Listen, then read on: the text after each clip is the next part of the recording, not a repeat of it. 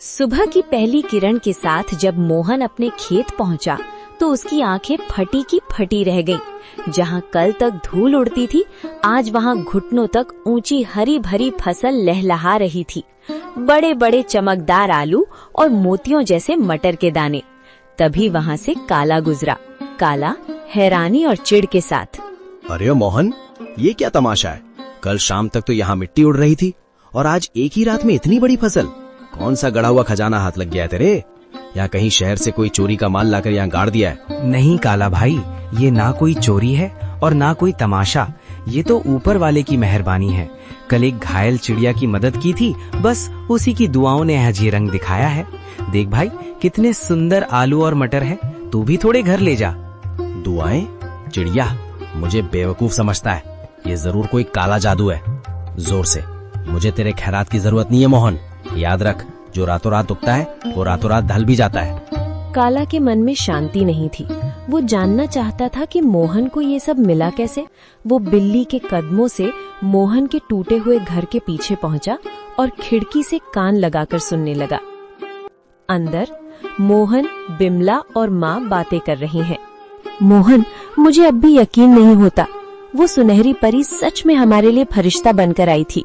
उसने कहा था ना कि जब तक दिल साफ रहेगा ये फसल बढ़ती रहेगी। हाँ बिमला, उसने उसी बरगद के पेड़ के पास दर्शन दिए थे जहाँ से मैं रोते हुए लौट रहा था। वो दिव्य प्रकाश, वो ममता भरी आंखें, मैं कभी नहीं भूल सकता। काला भाई को शक हो रहा था, पर उसे कैसे समझाऊं कि ये सब दया का फल है। काला खिड़की के बाहर बुदबुदाते हुए, अच्छा तो ये बात है। बरगद का पेड़, परी और सुनहरी पोटली। अगर उस भीख मंगे मोहन को परी मिल सकती है तो मैं तो उससे कहीं ज्यादा चालाक हूँ। मैं भी कल उसी पेड़ के पास जाऊंगा और उस परी से सब कुछ छीन लूंगा। काला सुबह सुबह उसी बरगद के पेड़ के नीचे पहुंच गया। उसने एक जाल बिछाया और एक चिड़िया के आने का इंतजार करने लगा। उसने सोचा कि वो किसी चिड़िया को घायल करेगा और फिर उसकी मदद का नाटक करेगा। कहाँ है वो परी? ओ चिड़िया, बाहर निकल।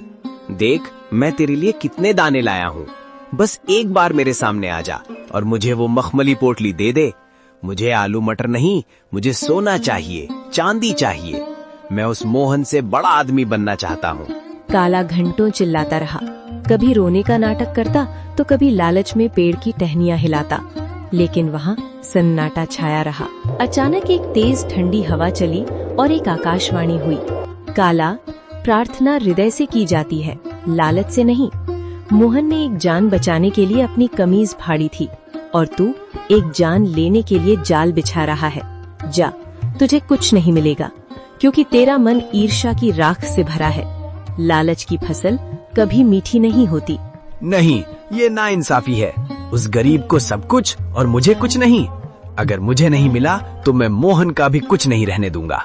मैं आज रात उसके खेत को शमशान बना दूंगा। मोहन ने पहली फसल घर लाई। बिमला ने जब आलू और मटर की सब्जी बनाई तो उसकी खुशबू पूरे गांव में फैल गई। बीमार माँ ने जैसे ही एक निवाला खाया, उनके चेहरे पर रौनक आ गई। पिताजी, ये आलू तो बहुत मीठे हैं। क्या ये सचमुच हमारे खेत के हैं? अब मुझे स्कूल जाने के लिए नया बस्ता मिलेगा ना? हाँ मेरे बच्चे, अब हम कभी भूखे नहीं सोएंगे। बिमला देखो, भगवान ने सुन ली। आज माँ की आंखों में चमक देखी?